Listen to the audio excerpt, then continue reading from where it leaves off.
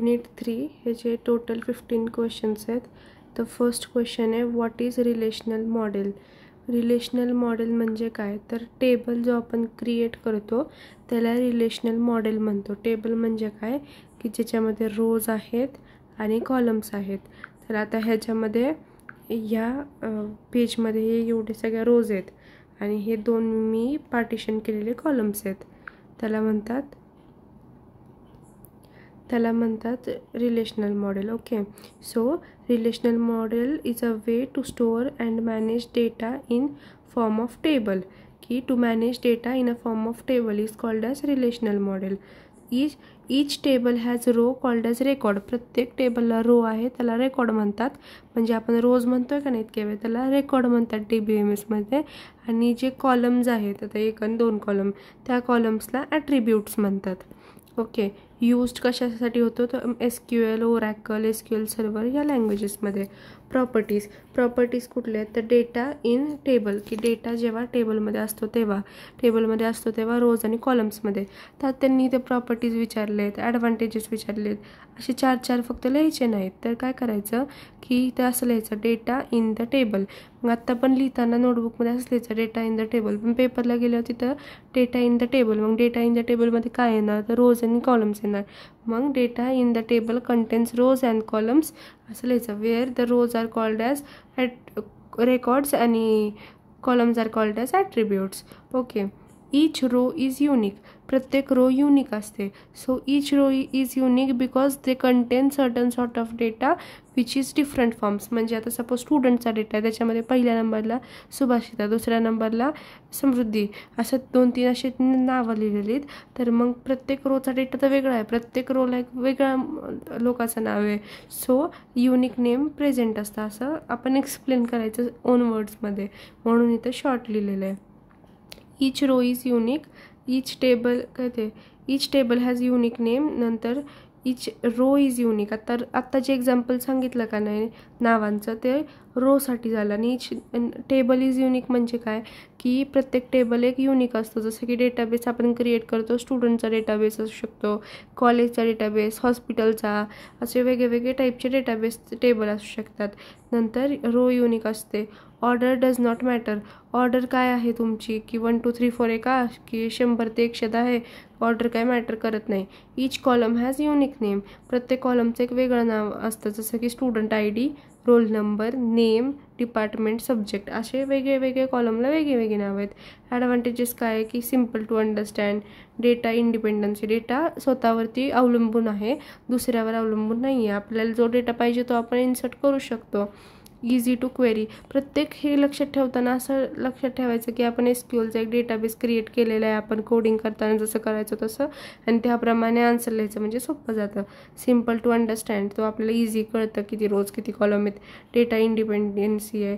Each has query. प्रत्येकाला एक query आहे. Query in the sense update, delete, insert. अच्छा, डेटा ॲक्युरसी म्हणजे डेटा जो आपण इन्सर्ट करतो त्याला काहीतरी ॲक्युरसी आहे, 1 ते 10 आहे, असं काहीतरी ॲक्युरसी आहे ना त्याला.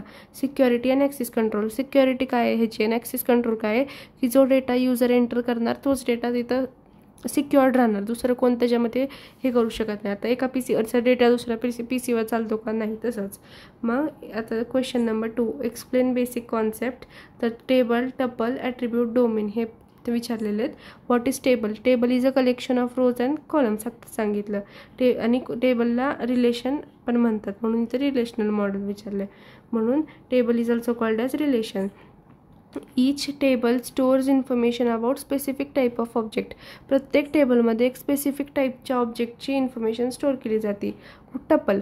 अ tuple is a single row in a table. Tuple म्हणजे काय की एक सिंगल रोला टपल म्हणलं जातं. Each represent 1 record 1 entry. आणि टपलमध्ये एक लाईनला एकच एंट्री आणि एकच रेकॉर्ड स्टोअर केलं जातं. Example, in student table 1 tuple has details about 1 student. म्हणजे एका स्टुडंट टेबलमध्ये एका टपलला डिटेल्स आहेत एका स्टुडंटची. जसं की एक टपल आहे, रोल नंबर 1 आहे तर सुभाषिता नाव आहे, रोल नंबर 2 आहे तर नाव आहे, असं आहे म्हणजे स्टोअर केलेली इन्फॉर्मेशन, त्याला म्हणायचं टपल. ॲट्रिब्यूट काय आहे. An attribute is a column table it represent specific property of table. एक कॉलम आहे, आता हा कसे 2 कॉलम केले आहेत तसं कॉलम आहेत ते. Attributes as belongs to number. जसं की डोमेन त्याच्यामध्ये काय येणार ॲट्रिब्यूट्समध्ये, तर नेम, एज, रोल नंबर असे वेगवेगळे कॉलमची जी नावं असतात त्याला ॲट्रिब्यूट म्हणतात. डोमेन म्हणजे काय, domain is a set of possible values in attribute. म्हणजे एखाद्या ॲट्रिब्यूटमध्ये किती पॉसिबल व्हॅल्यूज असू शकतात, जसं की नेम, एज, रोल नंबर असं वेगवेगळे टेबल किती कॉलम झाले त्याचे, तर किती झाले तर 3-4 झाले, मग ते त्याला असं डोमेन म्हणतात. मग डोमेनमध्ये कसं डिफाईन होणार की नेम आहे तर नेम कॅरेक्टर किंवा हे झालं आपण कॅरेक्टर लिहितो नेमच्या पुढं.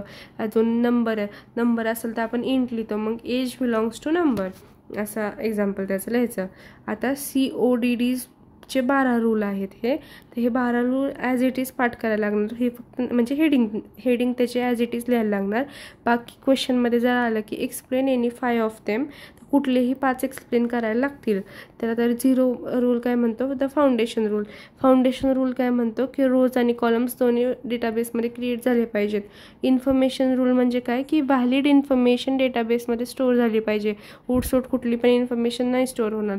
Guaranteed access rule. Guaranteed access rule म्हणजे की जो डेटाबेस क्रिएट करतोय तोच त्याला हँडल केला पाहिजे, दुसरं कोणी नाही त्याच्यामध्ये, म्हणजे सिक्युरिटी पर्पज आहे याच्यात. Okay. Systematic treatment of null value. Systematic treatment of null values म्हणजे काय, जे व्हॅल्यूज आपण इन्सर्ट करणार नाही, जे कॉलम्स किंवा जे रोजमध्ये आपण एखादा बॉक्स एम्प्टी सोडून देऊ तर त्याला सिस्टमॅटिकली ट्रीटमेंट दिली पाहिजेत. 4 active dynamic online. Active dynamic online म्हणजे रेग्युलरली आपण त्याला ॲक्टिवली त्याच्यामधले जे रेकॉर्ड्स आहेत ते चेक केले पाहिजेत, डायनामिकली स्टोअर झाले पाहिजेत ऑनलाईन रेकॉर्ड्स. कॉम्प्रेहेन्सिव्ह डेटा सब language rule.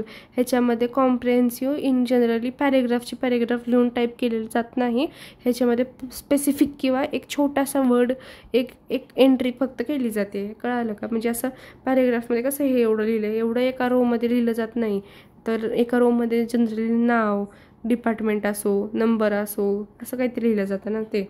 View update rule. View update rule म्हणजे एखादा कॉलम आपल्याला व्ह्यू करायचा आहे, अपडेट करायचं आहे, त्याच्यासाठी रूल आहे. Rule 7 relation level operation rule. View 8 म्हणजे आता हे 5 जर सांगितले तर तेच 5 फक्त एक्सप्लेन करायचे, तसं जास्त काही करायची गरज नाही, पण हे नावं इम्पॉर्टंट आहेत की हे असेच लिहिले पाहिजेत. मग relational level operation rule, physical data independence, logical data independence, integrity independence, distribution आणि नॉन सबवर्जन रूल. असं रूल्सची नावं ॲज इट इज लिहायची तेवढी फक्त, बाकीचं ह्यात काहीच पाठ करण्यासारखं नाही आहे. हे तर किती अंडरस्टँडेबल होतं सगळं, हे फक्त पाठ करायचं आहे. आता इंटिग्रिटी प्रॉब्लेम कसं हँडल करतात, तर constant, data type, transaction, trigger, normalization हे असे 5 पॉईंट आहेत ज्यांनी आपण इंटिग्रिटी प्रॉब्लेम हँडल करू शकतो डेटाबेसमध्ये. आधी क्वेश्चन प्रत्येक नीट वाचायचा. आता आधी आपण पाहिला तो होता relational model, what is relational model. Second होता explain basic concepts of table, tuple, attribute, domain. नंतर थर्ड होता explain details about CODDs 12 rules किंवा फक्त 12 रूल्स, एक्सप्लेन 12 रूल्स असं काहीतरी येईल, किंवा एक्सप्लेन CODDs रूल. 12च नाही, मग विसरून जायचं नाही की 12 रूल आहेत, मग 12 रूल ॲज इट इज लिहायचे. ह्याची नावं ॲज इट इज आली पाहिजेत. हँडल इंटिग्रिटी प्रॉब्लेम कसा हँडल करणार, तर पहिलं constant. DBMS uses rules like primary key, foreign key, unique, not null, check to ensure only valid data is stored. तर नॉट नल व्हॅल्यूज चेक करणे, unique, foreign की किंवा कुठली की वापरली जाते आहे हे सगळं चेक करण्यासाठी, नीट एन्श्योर करण्यासाठी की व्हॅलिड डेटा म्हणजे असं फालतू नाही, काहीही नाही, तर व्हॅलिड जे गरजेचं आहे तेवढंच स्टोअर झालं आहे का डेटाबेसमध्ये ते बघण्यासाठी आपण कॉन्स्टंट वापरतो. Data type. Each column in table has data type. प्रत्येक कॉलमला डेटा टाईप आहे, जसं नेमला कॅरेक्टर, नंबरला इंट, डेटला डेट, टेक्स्टला टेक्स्ट. तर एक्झाम्पल डेट अँड टेक्स्ट लिहिलं आहे आपण, इथे इंट वगैरे आपण काही लिहू शकतो. आपण लिहित नाही का नेम व्हॅरकॅर ते, मग name varchar roll number int असं लिहिलं तरी चालतं आहे. Which ensures only correct type of data enter. मग त्याच्यामुळं आपल्याला कळतं डेटा करेक्टली एंटर झाला आहे का नाही, किंवा आता नेम लिहिलं आहे आणि त्याच्या पुढं लिहिलं इंट, मग ते चालणार आहे का, एरर दाखवणार का ते त्याला. मग ट्रान्झॅक्शन काय आहे तर DBMS user transaction to ensure multiple operations either happen or not, की ट्रान्झॅक्शननी कळतं आपल्याला किती ऑपरेशन्स परफॉर्म झालेले आहेत त्या डेटासेटवरती, ते ट्रान्झॅक्शननी कळणार. ट्रिगर ऑटोमॅटिकल ॲक्शन्स जे काही अपडेट डिलीट इन्सर्ट हे काय जे होतं ते ट्रिगरमुळं होतं. नॉर्मलायझेशन ट्रिगरची डेफिनेशन कशी लिहायची मग की trigger it is an automatic action or a event occurred like update or a record. Normalization this process organizes data to reduce duplicates and dependency. He process आहे ती ऑर्गनाइज करते डेटाला, रिड्यूस करते डुप्लिकेट्सला आणि डिपेंडन्सीज म्हणजे काय की एखादा डेटा दुसऱ्या डेटावरती अवलंबून राहिला त्या गोष्टीला. आणि डुप्लिकेट्स म्हणजे काय तर एकसारखं 2 नावं किंवा सुभाषिता नेहा स्नेहल अशी 3-4 नावं एकत्र आली पण सुभाषिता 2दा लिहिलेलं आहे म्हटल्यावरती ती नॉर्मलाइज नाही होऊ शकत. मग हे डुप्लिकेट्स आयडेंटिफाय करण्याचं काम नॉर्मलायझेशनची मेथड करते. Question number 5, difference between primary and foreign की. प्रायमरी की म्हणजे काय तर जी आपण सगळ्यात पहिल्यांदा रोल नंबर प्रायमरी की लिहितो त्याला प्रायमरी की म्हणतात. तर युनिक आयडेंटिफाय इच रेकॉर्ड. युनिक म्हणजे जो कॉलम युनिक दाखवायचा त्याला यूज केला जातो. रेफर ॲज प्रायमरी की इन द टेबल. फॉरेन की एका टेबलमध्ये प्रायमरी की म्हणूनच रेफर केली जाते. Can not have duplicate values. Primary की असेल तर तुम्हाला डुप्लिकेट्स व्हॅल्यू चालणार नाहीत आणि can have duplicates value. Foreign की म्हणजे काय की बाकीच्या राहिलेल्या कीजला आपण फॉरेन की म्हणतो. असं सपोज रोल नंबर प्रायमरी की लिहिली मग नेम अजून स्टुडंट डिपार्टमेंट हे लिहिलेलं असतं ना तर हे तर डुप्लिकेट्स व्हॅल्यू ह्याच्यामध्ये चालू शकतात. आता प्रायमरी कीमध्ये not null values cannot null value किंवा एखादा कॉलम आपण रिकामा सोडून एखादी रो जाऊ शकत नाही. आपल्या प्रत्येक ठिकाणी डेटा एंटर केलाच पाहिजे. नेमचा कॉलम आहे ते 4 नेम लिहायचे असतात तर 4 नावं लिहिलीच पाहिजे. ते की त्यातला नेमचा कॉलम अधुरा नाही सोडला पाहिजे. कॅन बी नल ह्याच्यामध्ये नल व्हॅल्यूज असू शकतात. नंतर अ table can be have 1 primary. ह्याच्यामध्ये एकच प्रायमरी जसं की आता रोल नंबर आपण लिहितो रोल नंबर इंट प्रायमरी की तर मग प्रायमरी की एकच असू शकते प्रत्येक टेबलमध्ये. ओके. नंतर ह्याच्यामध्ये मल्टिपल कीज असू शकतात. मल्टिपल कीज कशा असतात तर आता रोल नंबर प्रायमरी की झाली राहिलेले जे सगळ्या कीज आहेत त्या फॉरेन कीज असतात. सो मग डिफाईन सेम टेबल हे एका प्रायमरी की सेम टेबलमध्ये असते. फॉरेन की रेफरन्स टेबल म्हणजे पहिला जो कॉलम प्रायमरी कीचा झालेला असेल हे सोडून जे बाकीचे कॉलम आहेत त्याच्यासाठी रेफरन्स म्हणतात त्याला. एन्शॉर्स युनिकनेस दाखवतं. ह्याच्यामध्ये रेफरन्स इंटिग्रिटी दाखवतं. काय ते main identify of table work as link between table. Okay. Automatically इंडेड non automatically indexed. Help organising record आणि help in differentiating record. Primary key असल्यामुळं ऑर्गनाईज होतं जसं की रोल नंबरमुळं ऑर्गनाईज होतो ना स्ट्रक्चर तसंच. एक्सप्लेन डेटाबेस डिझाईन म्हणजे काय तर database design is a process of planning and creating structures for storing. म्हणजे क्रिएटिंग करणं प्लॅनिंग करणं एखादं स्ट्रक्चर म्हणजे आता रोज आणि टेबलचं एखादं स्ट्रक्चर आहे हे डिझाईन करणं स्टोअर करणं त्याच्यामध्ये डेटाला ह्या सगळ्या गोष्टीला म्हणतात डेटाबेस डिझाईन. तर हेल्प ऑर्गनाइज डेटा हे हेल्प करतं डेटा ऑर्गनाईज करण्यासाठी स्टोअर करण्यासाठी आणि ॲक्सेस मॅनेजिंगसाठी. ओके. ह्याच्यातले की पॉईंट्स कुठले तर आयडेंटिफाय रिक्वायरमेंट. पहिल्यांदा हे डिझाईन करताना आपण काय करणार तर रिक्वायरमेंट आपली काय आहे हे आयडेंटिफाय करणार. हे जरा थोडं 2 लाईन एक्सप्लेन करायच्या. एंटिटीज अँड ॲट्रिब्यूट्स म्हणजे काय की आपले कॉलम्स कुठले असणार रोज कुठले असतात आणि हे सगळं एक्सप्लेन करता येत नसेल ना तर बेस्ट ऑप्शन आहे की एक्झाम्पल घ्यायचं की तिथं लिहायचं पेपरमध्ये we can take the example of student database where the identify requirements are student roll number name and their subject.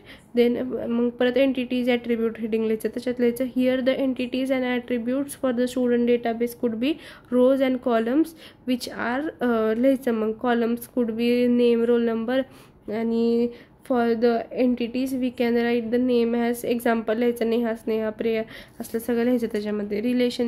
Relationship म्हणजे काय तर रिलेशनशिप दोन्हीमध्ये कसं आहे रोज आणि कॉलम्समध्ये ते आयडेंटिफाय करायचं. नॉर्मलाइज म्हणजे काय की डुप्लिकेट्स व्हॅल्यू आहेत का नाही दाखवायचं. मग एखादं नाव डबल वेळा लिहून दाखवायचं.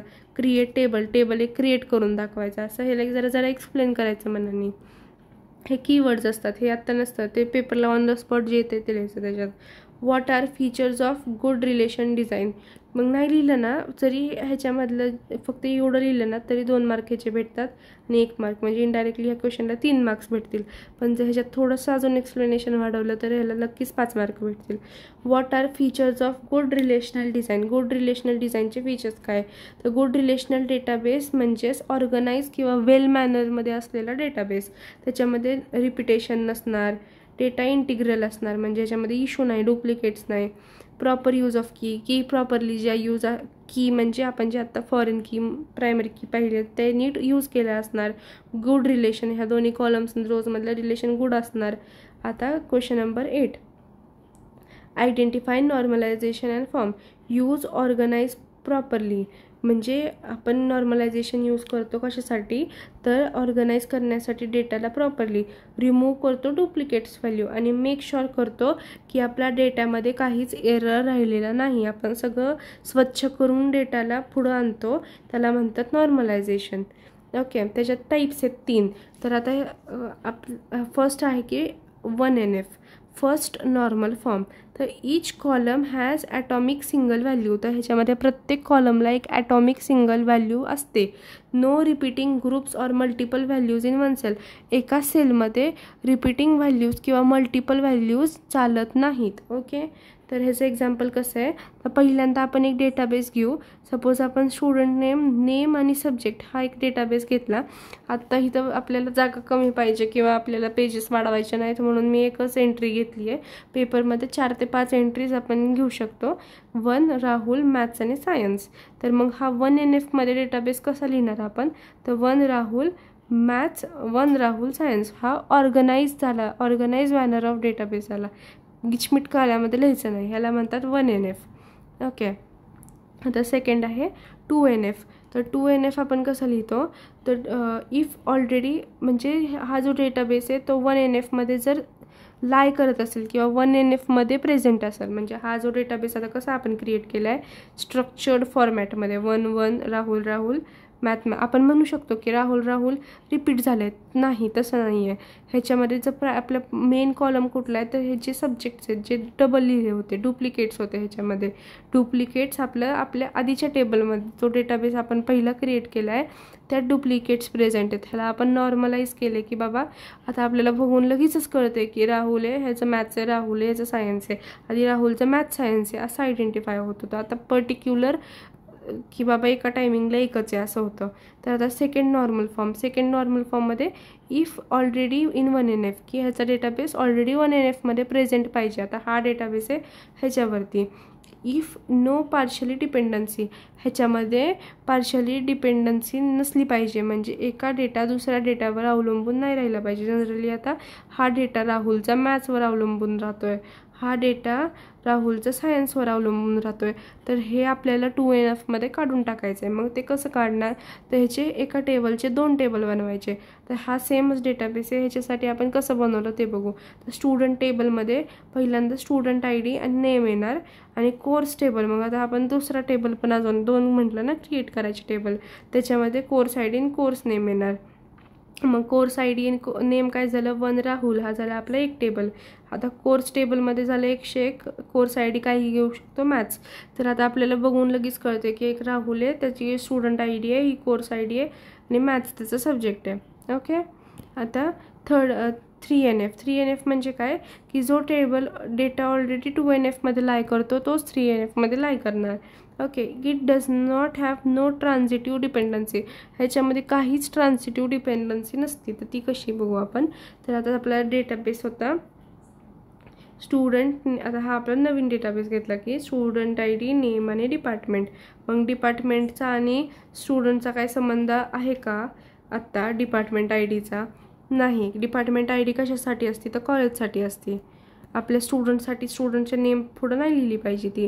किंवा डिपार्टमेंटमध्ये काय लाय करतं, आता डिपार्टमेंट आपलं हे नी डिपार्टमेंट ID आणि नेम, मग नेम सब्जेक्ट नेम. ओके, तर म्हणजे काय होणार, ह्याच्यामध्ये 2 टेबल क्रिएट होणार. एक आहे स्टुडंटचा टेबल जो स्टुडंट ID, नेम आणि डिपार्टमेंट दाखवतो आहे. तोच डिपार्टमेंटचा टेबल जो आहे त्याच्यामध्ये लिंक केले गेलेले सब्जेक्ट्स. ओके, मग तसं लिहायचं आपल्याला. हे झाला. आणि आता क्वेश्चन नंबर हा होता आपला 8वा. तर आपला जो 9th क्वेश्चन आहे तो इथं खाली आहे. पण क्वेश्चन नंबर जो 11, 12 आणि 13 आहे, तर 11 क्वेश्चन आहे की एक्सप्लेन द 1NF किंवा फर्स्ट नॉर्मल फॉर्म. तर फक्त एवढंच विचारलं तर एवढे 2 पॉईंट नीट एक्सप्लेन करायचे की if the column has atomic single value and no repetition or म्हणजे ह्याच्यामध्ये डुप्लिकेट्स नसतात, रिपिटेशन डेटाचा होत नाही, हे असं 3 पॉईंट लिहायचे आणि एक्झाम्पलमध्ये 5-5 एंट्रीज टाकून ते एक्झाम्पलला सॉर्ट करून दाखवायचं, जसं की तर मी एका ह्याला केलं आहे तसंच. आणि जर क्वेश्चन नंबर 12 असेल तर what is second normal form विचारतात, मग हेच पॉईंट लिहायचे. सेम डेटाबेस घ्यायचा, फक्त एंट्रीज जास्त दाखवायच्या आणि 3NF असेल तरी सेम असं. मग असं 11वा, 12वा, 13वा क्वेश्चन झाला. 9th question, what are different type of functional dependency. किंवा आपण बघतो डिपेंडन्सी तर ते आहे काय नक्की. तर फंक्शनल डिपेंडन्सी म्हणजे काय की एक कॉलमची जी व्हॅल्यू आहे ती डिपेंड नाही केली गेली पाहिजे दुसऱ्या कॉलमवरती. मग जेव्हा ती डिपेंड करते त्याला म्हणतात फंक्शनल डिपेंडन्सी. की one column value depends on another column value is called as functional dependency. It help in design of good database. त्यामुळं एक चांगला किंवा गुड डेटाबेस डिझाईन होतो. ह्याच्यामध्ये हे DBMSला सेम एक आपण मनाने जरा पॉईंट चांगले लिहू शकतो. ह्याच्यात कसेही शब्द वापरले आन्सरला हे आहे, फक्त जे आपले हेडिंग्ज आहेत ना, नावं जी आहेत ती बरोबर लिहिली पाहिजे. त्याचं एक्सप्लेनेशन तुम्ही मनाने लिहिलं चालतं. तर ट्रायव्हियल फंक्शनल डिपेंडन्सी ही पहिली आहे. Wien one attribute depends on itself. जेव्हा एखादा ॲट्रिब्यूट स्वतःवरच डिपेंडेड असतो किंवा एखाद्या सेटसाठी त्याला म्हणतात ट्रायव्हियल. जसं की एक्झाम्पल आहे स्टुडंट ID, त्याचं नेम. मग नेम डिपेंड आहे स्टुडंट IDवर, की जर स्टुडंट IDच नसेल तर नेम कुणासाठी विचारलं हे कसं कळणार. सो तर मग in this trivial is all name because of the left side. मग ह्याच्यामध्ये जी लेफ्ट साईड आहे ती आपली ट्रायव्हियल झाली. नॉन ट्रायव्हियल म्हणजे काय, आता जी राईट साईडची व्हॅल्यू आहे ती आपली नॉन ट्रायव्हियल झाली. ह्याच्यामध्ये नॉट पार्ट ऑफ लेफ्ट. मग जी व्हॅल्यू लेफ्ट साईड म्हणजे आपली जी लेफ्ट साईड आहे ही साईड, त्याची जी व्हॅल्यू नाही आहे ती आपली नॉन ट्रायव्हियल आहे. जसं की आता स्टुडंट ID ही नॉन ट्रायव्हियल आहे, नेमवरती डिपेंडेड नाही आहे. फुल्ली फंक्शनल डिपेंडन्सी म्हणजे काय, डिपेंड ऑन होल कॉम्पोजिट की कंपोजिट कीवर आधारित आहे. जसं की आतला जे मार्क्स आहेत हे फुल कंपोजिट कीवरती आधारित, म्हणजे स्टुडंट ID आणि कोर्स ID असून आहे का काय उपयोग नाही. मार्क्स आहेत तर कळते की कशाचे मार्क्स आहेत, कुठल्या सब्जेक्टचे मार्क्स आहेत, कुठल्या कोर्सचे मार्क्स आहेत. तर हे झालं. आता partial dependency, attribute depend on one part of composite. म्हणजे जे ॲट्रिब्यूट आहेत आपले ते फक्त एकाच पार्टवर डिपेंडेंटेड. जसं की कोर्स ID आणि कोर्स ID आणि स्टुडंट ID आणि स्टुडंट नेम. मग स्टुडंट नेम आपलं कोर्स ID आणि स्टुडंट IDवरती डिपेंडेड आहे. ट्रान्झिटिव्ह म्हणजे काय, त्या स्टुडंट ID आहे ते डिपेंडेड आहे डिपार्टमेंट IDवर. पण डिपार्टमेंट ID कशावर डिपेंडेड आहे, स्टुडंट IDवर आहे का, तर नाही. डिपार्टमेंट ID डिपेंडेड आहे डिपार्टमेंट नेमवरती, कारण जर डिपार्टमेंट IDचं नावच नसेल तर त्याचं व्हॅल्यू नाही काय. ओके. तर आता एक डिफरन्सचा क्वेश्चन आहे 3NF आणि BCNF मध्ये. तर जर क्वेश्चन नंबर आपला 14 MAB की व्हॉट इज BCNF, त्याला हे पॉईंट्स लिहायचे BCNFचे. आणि इथं खाली मी त्याच्यासाठी एक एक्झाम्पल लिहिलेलं आहे. जर विचारलं व्हॉट इज BCNF तर हे पॉईंट्स लिहून हे एक्झाम्पल लिहायचं, भेटतील मार्क्स. पण आता क्वेश्चन ह्याच्यात काय आहे, जो 15वा आहे तो 3NF आणि BCNFचा डिफरन्स. तर 3NF म्हणजे काय, based on functional dependency based on super key. BCNF super कीवर बेस्ड असतो. 3NF फंक्शनल की डिपेंडन्सीवरती बेस्ड आहे. Allow some exceptions of super key. पण 3NFमध्ये सुपर कीचे एक्सेप्शन्स किंवा सुपर कीही चालू शकतो. BCNFमध्ये नो एक्सेप्शन्स आणि left side must be super key. BCNFमध्ये आत्ताच आपण पाहिलं की सुपर की लेफ्ट साईड जी आहे ती सुपर कीवरती अवलंबून पाहिजे. Easily available then BCF. म्हणजे 3NF जो आहे तो पटकन अवेलेबल आहे आणि हा स्ट्रिक्टर आहे. म्हणजे 3NFपेक्षा हा जास्त अवघड आहे शोधायला किंवा बनवायला. आता every table in BCNF is 3NF. प्रत्येक टेबल जो आहे BCNFचा तो 3NF आहे. म्हणजे BCNF is a part of 3NF. आणि नॉट BCNF टेबल म्हणजे BCNFचा जो टेबल आहे त्याच्यामध्ये 3NF नाही आहे. पण 3NFच्या टेबलमध्ये BCNFच्या टेबलमध्ये प्रत्येकजण 3NF आहे. Still have some redundancy. ह्याच्यामध्ये रिडंडन्सी आहे, ह्याच्यामध्ये रिडक्टन्सी नाही आहे. रिडक्टन्सी म्हणजे डिपेंडन्सी काय आहे ती. नंतर कॅनॉट अलाव सुपर की. नॉन सुपर कीज ह्याच्यामध्ये नॉन सुपर कीजचं डिपेंडन्सी अलाव नाही आहे 3NF मध्ये, आणि ह्याच्यामध्ये कॅनॉट अलाउड म्हणजे नॉन सुपर कीची डिपेंडन्सी 3NF मध्ये चालते आणि BCNF मध्ये नाही चालत, not allowed. Okay. Than less strict की, ह्याच्यामधली जी की आहे ती लेस स्ट्रिक्ट आहे, म्हणजे ह्याच्यामध्ये कीज यूज केला तरी चालतात ना, आणि ह्याच्यामध्ये फक्त कीजच यूज करतात, म्हणून मोर स्ट्रिक्ट फॉर कीज. नंतर गुड डेटाबेस डिझाईन. ह्याच्यामध्ये डेटाबेस डिझाईन गुड असते किंवा हे सिम्पल किंवा ऑर्गनाइज्ड मॅनरमध्ये असतं म्हणून ह्याचं सोपं असते. आणि BCNF मध्ये बेस्ट फॉर कॉम्प्लेक्स इंटिग्रल, म्हणजे जे काही अवघड किंवा इंटिग्रल हाय लेवल सिस्टीम आहे त्याच्यासाठी BCNF यूज करतं, म्हणून ते जास्त हार्ड पण असतं आणि आपण करत पण नाही. ह्याचं एक्झाम्पल कसं आहे तर ह्याच्यामध्ये टीचर डिपार्टमेंट हा एक टेबल आहे आणि टीचर सब्जेक्ट म्हणजे टीचरचे 2 आहेत ना, मग हे जास्त कन्फ्युजिंग आहे आपल्यासाठी. सो डिपार्टमेंट आणि टीचर डिपार्टमेंट सब्जेक्ट, आणि सब्जेक्ट डिपेंडेड आहे डिपार्टमेंटवरती. ओके. पहिल्यापासून काय तर टीचर लिहायचं, टीचरला डिपार्टमेंट, टीचरला सब्जेक्ट, आणि सब्जेक्ट डिपेंडेड आहे डिपार्टमेंटवर. मग ही झाली आपली कंपोजिट की डिपेंडन्सीमुळे. ओके. तर आता कन्वर्ट करतो आपण BCNF मध्ये ह्या टेबलला. तर टेबल 1 असणार तो टीचर डिपार्टमेंटचा, आणि दुसरा टेबल असणार तो टीचर स्टुडंटला. टीचर डिपार्टमेंटला काय होणार तर अमित, नेहा हे 2 एक्झाम्पल आहेत, कम्प्युटर आणि कॉमर्स. आणि मग जर टीचर सब्जेक्टवर असेल तर सब्जेक्ट आता कसं कळणार आपल्याला कुणासाठी विचारलं आहे, पण ह्याच्यामध्ये लिंकेज आहे की टीचर जो नावं स्टुडंट्सची ह्याच्यामध्ये घेतली आहेत त्याच्यावरच डिपेंडेड आहे. मग अमित आणि नेहा हे शिकवतात DVMS आणि अकाउंटचे टीचर्सचे नाव आहेत. मग असं आपल्याला एक्झाम्पल लिहायचं आहे. सो आपले इनडायरेक्टली 32 पेजेसची जी असाइनमेंट होती 15 क्वेश्चन्सची ती शॉर्ट करून आता एवढी झालेली आहे.